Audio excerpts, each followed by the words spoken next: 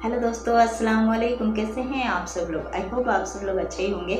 दोस्तों, मैं हूं शमा खान। जैसा कि हम सब जानते हैं कि टाइटैनिक जहाज़ के साथ क्या हुआ था, क्या वाक़या पेश आया था। आज उसको दोस्तों 100 साल से भी ऊपर हो गया है समंदर की तह में जाए हुए दोस्तों। लेकिन पिछले महीने एक ऐसा ही वाक़या एक टाइटन सबमरीन के साथ भी हुआ। तो ये वाक़या जो हुआ है दोस्तों बहुत ज़्यादा चौंका देने वाला है। तो एक्चुअल में इस सबमरीन के साथ क्या हुआ था जानेंगे हम पूरा वाक़या ध्रुव राठी भाई से। तो वीडियो बहुत ज़्यादा इंटरेस्टिंग होने वाली है। चलिए दोस्तों, वीडियो को शुरू करते हैं।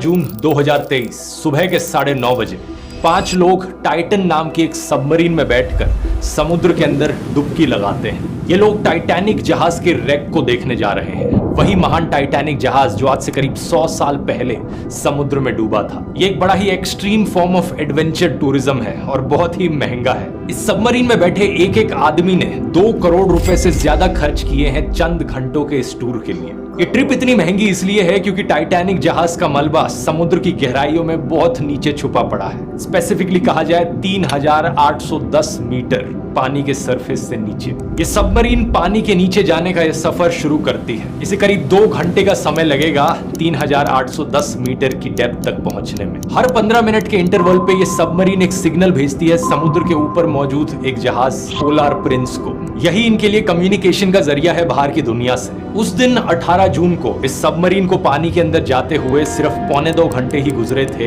कि अचानक से ये सबमरीन ऊपर मौजूद जहाज से अपना कांटेक्ट खो देती है। शाम के 4:30 बजे वो समय था जब तक इस सबमरीन को अपना टूर खत्म करके वापस ऊपर आ जाना चाहिए था, लेकिन इसका कोई नामो निशान दिखाई नहीं देता। शाम के 7:10 पोलार प्रिंस में मौजूद जो टीम थी वो डिसाइड करती है कि यूएस कोस्ट गार्ड को इन्फॉर्म किया जाए। और यहां से शुरुआत होती है दोस्तों 4 दिन लंबी चली एक मल्टीनेशनल खोज की। एक जबरदस्त सर्च एंड रेस्क्यू ऑपरेशन होता है इस सबमरीन को ढूंढने का। हवाई जहाज, शिप्स और रोबोट व्हीकल्स का भी इस्तेमाल किया जाता है। हर किसी के दिमाग में बस एक ही सवाल, आखिर इन पैसेंजर्स के साथ क्या हुआ? The US Coast Guard says debris from the Titan has been brought to the surface from the ocean floor. The debris is consistent with the catastrophic loss of the pressure chamber. The arrogance and the hubris that sent that ship to its doom is exactly the same thing that sent those people at that sub to their fate.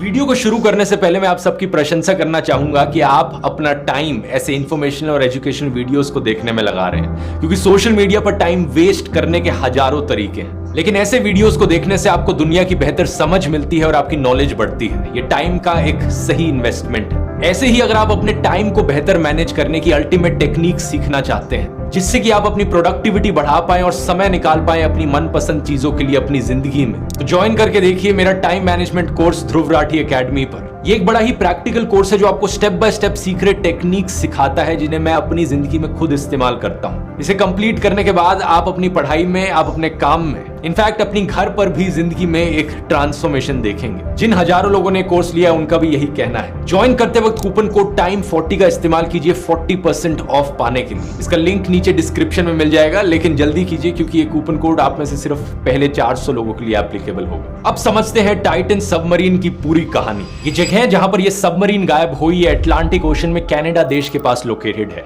नक्शे में देखिए, Canadian island new फाउंडलैंड से करीब 600 kilometre दूर। इसी जगह पर पानी की गहराइयों में टाइटैनिक का रेक भी मिलेगा जो कि 2 हिस्सों में टूटा हुआ है। एक बो वाला हिस्सा, दूसरा स्टर्न, और दोनों करीब एक दूसरे से 800 मीटर दूर है। यहाँ ये जो टाइटन सबमरीन गायब हुई, ये एक सबमरीन नहीं बल्कि एक सबमर्सिबल थी। ये दोनों शब्द एक दूसरे से बहुत मिलते जुलते हैं, तो अभी तक सिंप्लीफाई करने के लिए मैं सबमरीन शब्द का इस्तेमाल कर रहा था, लेकिन एक बड़ा इंपॉर्टेंट डिफरेंस है इन दोनों शब्दों के बीच में। सबमरीन्स में खुद की पावर होती है। वो एक पोर्ट का इस्तेमाल करके खुद से समुद्र के अंदर जा सकती हैं और खुद से समुद्र के अंदर से बाहर आ सकती हैं, लेकिन सबमर्सिबल्स ऐसा नहीं कर सकती। सबमर्सिबल को पानी के अंदर जाने के लिए, लॉन्च करने के लिए और वापस आने के लिए एक सपोर्ट शिप की जरूरत पड़ती है। एक जहाज जो पानी के ऊपर मौजूद है और चीजों को कंट्रोल कर रहा है। हमारे केस में यहाँ ये सपोर्ट शिप पोलार प्रिंस जहाज था। इस पूरे ऑपरेशन को चलाया जा रहा था ओशन गेट नाम की एक कंपनी के द्वारा, जिसके सीईओ स्टॉकटन रश थे। इनका नाम याद रखना क्योंकि आगे की कहानी में ये एक बड़ा इंपॉर्टेंट रोल निभाते हैं। ये बाय प्रोफेशन एक एरोस्पेस इंजीनियर रह चुके हैं और साल 2009 में इन्होंने ये ओशन गेट कंपनी बनाई थी, एक प्राइवेट कंपनी जिसका पर्पस अमीर लोगों को ये डीप सी एक्सपेडिशंस करवाना टूरिज्म के तौर पर। Walk us through sort of the mechanics, how they're going to work. It's an expedition to survey the wreck. Travelers who come out will participate in the dives, operate sonar, communication systems, photographs, work on data. So it's a very active experience. इस company ने Titanic के tours जुलाई 2021 में ही offer करने शुरू किए थे। इससे पहले वो बाकी और शिपरेक्स के बाकी और जगहों के टूर्स करवाते थे, जैसे कि अभी भी आप इनकी वेबसाइट पर देख सकते हो। टाइटैनिक के अलावा अजोरस और बहामास के एक्सपीडिशंस। टाइटन इस कंपनी की इकलौती सबमर्सिबल नहीं थी, इसके अलावा ओशन गेट के पास 2 और सबमर्सिबल्स थी, एंटीपोड्स और साइक्लोप्स। एंटीपोड्स 304 मीटर की गहराई तक जा सकती थी समुद्र में और साइक्लोप्स 500 मीटर तक, लेकिन टाइटन को डिजाइन किया गया था कि वो 4000 मीटर नीचे जा सके, 4 किलोमीटर पानी के अंदर। यही कारण है कि टाइटैनिक पर जाने के लिए यही इकलौती सबमर्सिबल इनके पास थी। 3800 मीटर कितनी भयानक डेप्थ है, इसे विजुअलाइज करने के लिए इस चार्ट को देखिए जो बनाया है वॉशिंगटन पोस्ट ने। यहाँ मेजरमेंट्स फीट में लिखी है, आमतौर पर एक आदमी की हाइट 6 फीट होती है। टाइटैनिक जहाज से जो आइसबर्ग टकराया था वो करीब 100 फीट पानी के ऊपर तक जाता था और उससे कहीं ज्यादा पानी के नीचे। 130 फीट मैक्सिमम डेप्थ है जो रिक्रिएशनल स्कूबा डाइवर्स जा सकते हैं स्कूबा डाइविंग करते हुए। 650 फीट के बाद से एक ट्वाइलाइट जोन वाला एरिया शुरू होता है जहां पर इतनी रोशनी नहीं पहुंच पाती पानी के अंदर। 1600 फीट यहां पर deepest ever under water rescue operation जो आज तक कंडक्ट किया गया था। 2600 फीट ये वो डेप्थ है जहां पर बड़े बड़े जाइंट स्क्विड्स स्विमिंग करते हैं। जाइंट स्क्विड्स अपने आप में इतने भयानक जानवर है कि ऐसा लगता है ये किसी एलियन प्लेनेट से आए हो। जरा फोटोज देखिए। और नीचे जाए तो 3800 फीट के बाद एक मिडनाइट जोन शुरू होती है। कोई भी सनलाइट इससे नीचे नहीं पहुंच पाती पानी के अंदर, तो सब कुछ काला काला हो जाता है। इसके बाद पानी का तापमान यहाँ पर 4 डिग्री सेल्सियस के आसपास होता है। अब यहाँ से और नीचे जाते रहो 5000 फीट, 6000 फीट, 8000 फीट, 10,000 फीट और 12,500 फीट पर जब आप फाइनली पहुंचते हो, यहाँ आता है ओशन फ्लोर जहां टाइटैनिक का रेक मौजूद है। इस डेप्थ पर जो प्रेशर होता है वो ऑलमोस्ट 400 गुना ज्यादा है सरफेस पर मौजूद प्रेशर से। तो जो भी सबमर्सिबल इतनी डेप्थ पर जाएगी उसका डिजाइन ये सब सोचकर किया जाना चाहिए। जो शीशा लगा रखा था बाहर देखने के लिए, जो विंडो का साइज है वो बस इतना सा ही हो सकता है। और टाइटन सबमर्सिबल में ये जो खिड़की थी इसे व्यू पोर्ट कहते हैं। वैसे ये सबसे बड़ा व्यू पोर्ट था जो किसी भी प्राइवेट सबमर्सिबल में बनाया गया था आज के दिन तक। अपने आप में ये टाइटन सबमर्सिबल कोई ज्यादा बड़ी नहीं थी, सिर्फ 5 लोगों के बैठने की कैपेसिटी थी। इसकी जो मेन बॉडी थी जिसे हल कहा जाता है वो कार्बन फाइबर की बनी थी। एंड में 2 कैप्स लगी थी जो टाइटेनियम की थी और टोटल लेंथ है इसकी करीब 6.7 मीटर्स और वजन 10,400 किलो से ज्यादा। इसके डिजाइन में बाहर देख सकते हैं 4 इलेक्ट्रिक थ्रस्टर्स लगे हुए हैं, 2 हॉरिजॉन्टल और 2 वर्टिकल्स, जिसके जरिए इसे चलाया जा सकता। अब चलाने के लिए एक बड़ा इंटरेस्टिंग फैक्ट, यहाँ पर इस सब को कंट्रोल किया जाता था एक वीडियो गेम कंट्रोलर के द्वारा। Run the whole thing with this game controller. Come on! ये एक्चुअली में उतना भी वियर्ड नहीं है जितना सुनने में लगता है, क्योंकि यूएस नेवी भी अपनी सबमरीन्स के लिए जो उनकी सबमरीन्स में पेरिस्कोप्स लगाए जाते हैं बाहर देखने के लिए, जो व्यू पोर्ट्स होते हैं, वो उन्हें कंट्रोल करते हैं एक्सबॉक्स कंट्रोलर्स के द्वारा। लेकिन हाँ, ये बात भी है कि यहाँ पर पूरी की पूरी सबमरीन टाइटन को कंट्रोल किया जा रहा था एक वीडियो गेम कंट्रोलर के द्वारा। इसका मतलब है कि जो पायलट इस सबमर्सिबल को चला रहा था पानी के अंदर, वो भी इस वीडियो गेम कंट्रोलर का यूज कर रहा था। इसके अंदर का नजारा अगर आप देखोगे तो अंदर बैठने के लिए कोई सीट्स नहीं थी, लेकिन एक टॉयलेट जरूर बना रखा था छोटा सा, जो कि व्यू पोर्ट के पास था। और टॉयलेट पर कोई बैरियर भी नहीं था, तो ये लोग कहते लिटरली कि अगर किसी को टॉयलेट जाना है तो बाकी सारे लोग अपना मुंह उधर कर लें, एक टीवी स्क्रीन पर देखते रहे, इतने वो टॉयलेट का इस्तेमाल किया जा रहा है। This is the only toilet available on a deep diving submersible. Best seat in the house. You can look out the viewport. We put a privacy screen in, turn up the music. अब क्योंकि ये submersibles इतनी deep जाती हैं पानी के अंदर, तो जीपीएस यहाँ पर काम नहीं करता। जो कम्युनिकेशन होता है इनकी सपोर्ट शिप को, वो किया जा रहा था एक टेक्स्ट मैसेजिंग सिस्टम के द्वारा। ये अभी अनक्लियर है कि कौन सा इंटरनेट कनेक्शन अवेलेबल था शिप पर, लेकिन कुछ दिन पुराने ट्वीट में ओशन गेट ने बताया था कि वो स्टारलिंक के सैटेलाइट इंटरनेट सर्विस का इस्तेमाल कर रहे थे कम्युनिकेट करने के लिए। हम 18 जून की इस कहानी पर वापस आए तो इस सबमर्सिबल में उस दिन 5 लोग बैठे थे। पहले थे 58 साल के ब्रिटिश बिलियनियर हेमिश हार्डिंग, ये एक एडवेंचरर और 3 time Guinness world record holder थे।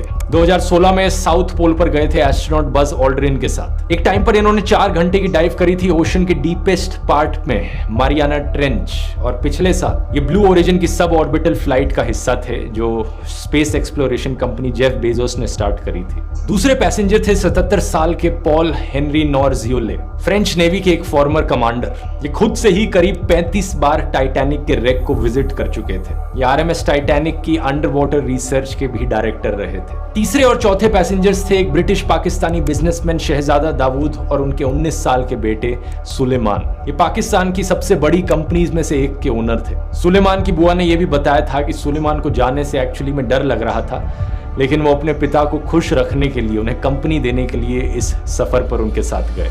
उस दिन जैसा मैंने बताया कि इनकी सबमर्सिबल हर 15 मिनट के इंटरवल पे कम्युनिकेट कर रही थी ऊपर मौजूद जहाज से। ये कम्युनिकेशन आना बंद हो जाता है 11:15 पर। इसके बाद कोई कम्युनिकेशन, कोई सिग्नल नहीं आता। इसके बावजूद भी एक्सपेक्ट किया जा रहा था कि 4:30 बजे जो टाइम था टाइटन के वापस रीसर्फेस होने का, उस टाइम पर ये वापस आएगी।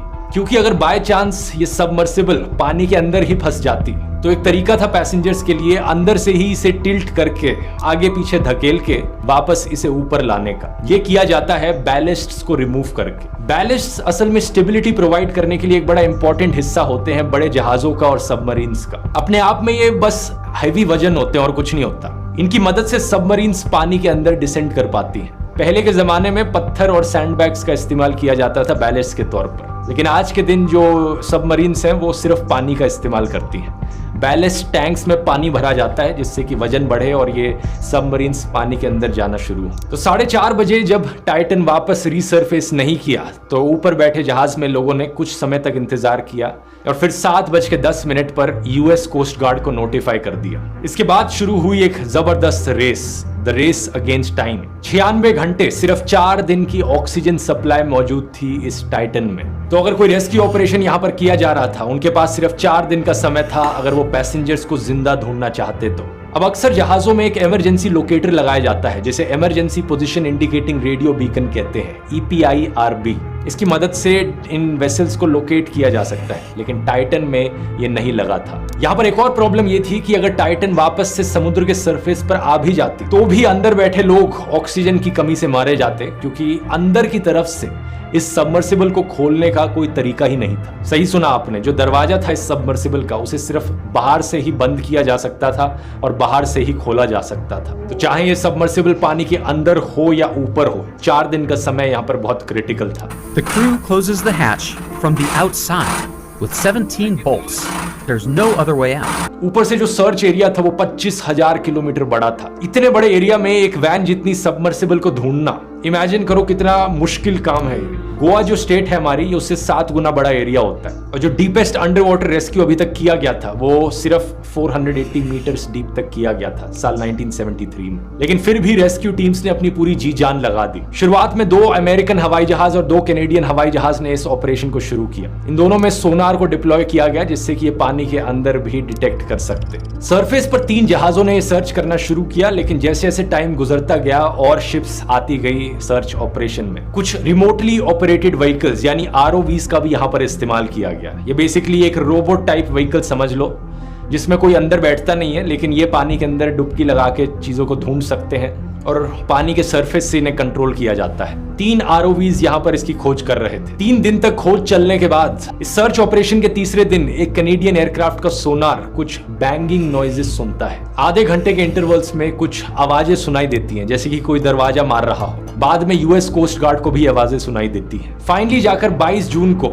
एक ROV जो ओशन के फ्लोर पर खोज कर रहा था, उसे कुछ मलबा दिखाई देता है टाइटैनिक जहाज के बोझ से करीब 490 मीटर दूर। इसे देखते ही ये कंफर्म हो जाता है कि ये सबमर्सिबल टूटकर चकनाचूर हो चुकी है। जो लोग इसके अंदर बैठे थे वो सब अपनी जान खो चुके हैं। बाकी खोज करने पर टोटल में 5 डेब्री के पीसेस निकलते हैं। सेम दिन यूएस कोस्ट गार्ड की तरफ से कंफर्मेशन आती है एक प्रेस कॉन्फ्रेंस में कि जो बैंगिंग नॉइजेस उन्होंने सुनी थी उसका इस टाइटन सबमर्सिबल से कोई कनेक्शन नहीं था। एक्चुअली में कंक्लूजन यहाँ पर निकाला जाता है कि टाइटन हाई प्रेशर की वजह से इम्प्लोड कर गई। इम्प्लोजन शब्द सुनकर आपको लग रहा होगा कि इसका मतलब है फट जाना, लेकिन इसका मतलब एक्चुअली में एक्सप्लोजन शब्द का उल्टा होता है। हम एक्सप्लोजन शब्द का इस्तेमाल करते हैं जब भी कोई धमाका होता है, जैसे कि बम फट गया। जो फोर्स होती है वो बाहर की तरफ जाती है, लेकिन इम्प्लोजन में जो फोर्स होती है वो अंदर की तरफ लगती है। स्क्वीज इन होकर फट जाना, ये होता है इम्प्लोजन। और कैटास्ट्रोफिक इम्प्लोजन का मतलब है जो इम्प्लोजन इतनी तेजी से हुआ कि पूरा का पूरा स्ट्रक्चर खत्म हो गया और इसमें 1 मिली सेकेंड का समय भी नहीं लगा। इसका मतलब है कि जो लोग इसके अंदर बैठे थे वो इमीडिएटली पलक झपकते ही मारे गए और उनको कोई अंदाजा भी नहीं हुआ इसका। सवाल यहाँ पर ये उठता है, आखिर क्या कारण इस इम्प्लोजन के पीछे? असल में जो टाइटन की मेन बॉडी थी दोस्तों, जैसा मैंने बताया, वो कार्बन फाइबर की बनी थी। लेकिन आमतौर पर जो सबमरीन्स और सबमर्सिबल्स बनाई जाती हैं वो स्टील, टाइटेनियम या एल्यूमिनियम की बनाई जाती है। टाइटन का ये कार्बन फाइबर का डिजाइन एक एक्सपेरिमेंटल डिजाइन था। समुद्र में इतनी नीचे कार्बन फाइबर की प्रॉपर्टीज कैसी काम करेंगी ये आज तक किसी ने ढंग से टेस्ट नहीं किया था। और इस डिजास्टर को देखकर हम कह सकते हैं कि कार्बन फाइबर एक सूटेबल मटेरियल नहीं है इस यूज केस के लिए। यही चीज कही ओशन एक्सप्लोरर रॉबर्ट बैलर्ड ने, वो इंसान जिन्होंने टाइटैनिक जहाज की रेक को डिस्कवर किया था साल 1985 में। इन्होंने कहा कि हमने हजारों डाइव्स करी अलग अलग व्हीकल्स में समुद्र के इतनी अंदर जाने के लिए, लेकिन आज तक हमने कभी कोई व्हीकल नहीं खोया था। ये पहली बार हुआ कि कोई सबमरीन या सबमर्सिबल इस तरीके से इम्प्लोड हो गया। If you look at our history, it's safer to be in a submarine like Alvin, that I spent many years in, than driving on I-95. James Cameron जो फेमस टाइटैनिक और avatar फिल्मों के director हैं, ये खुद बहुत बारी जा चुके हैं डीप सी में, अलग अलग एक्सपीडिशंस में।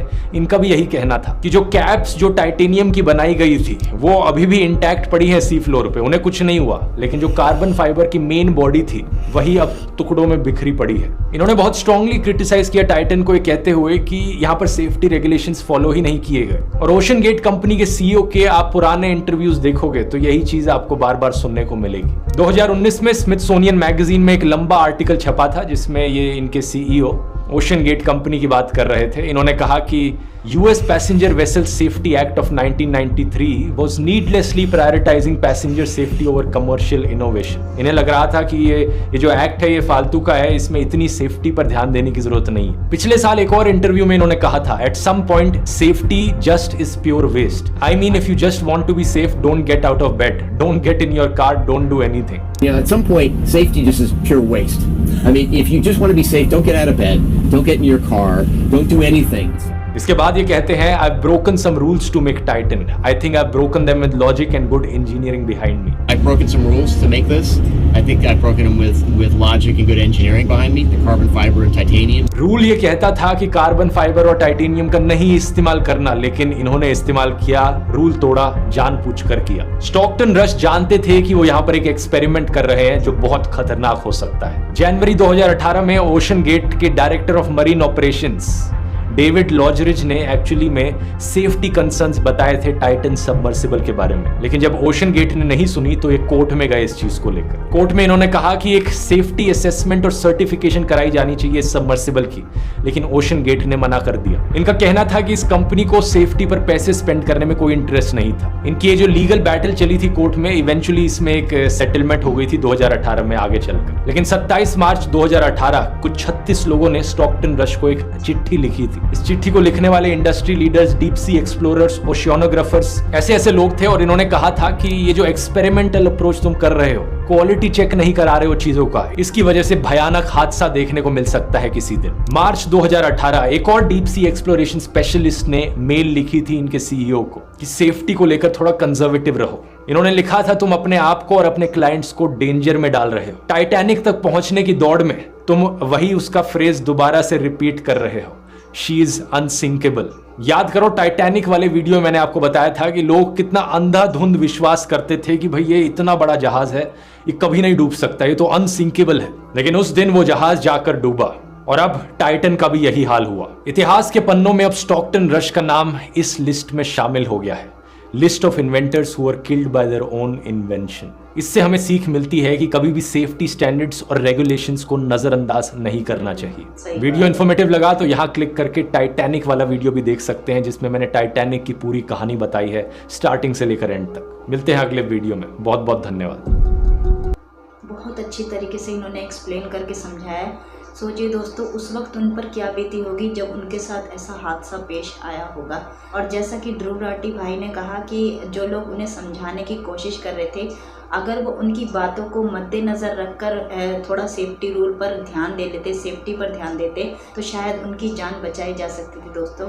क्योंकि इंसान की ज़िंदगी दोस्तों बहुत ज़्यादा अहमियत रखती है। आई होप सो आपको वीडियो पसंद आया होगा दोस्तों। अगर आपको वीडियो पसंद आई हो तो प्लीज़ लाइक ज़रूर कीजिएगा, सब्सक्राइब कीजिएगा, कमेंट में मुझे ज़रूर बताइएगा कि आपको वीडियो कैसी लगी। चलिए मिलते हैं अगली वीडियो में, तब तक अपना बहुत सारा ख्याल रखिएगा। अल्लाह हाफिज़।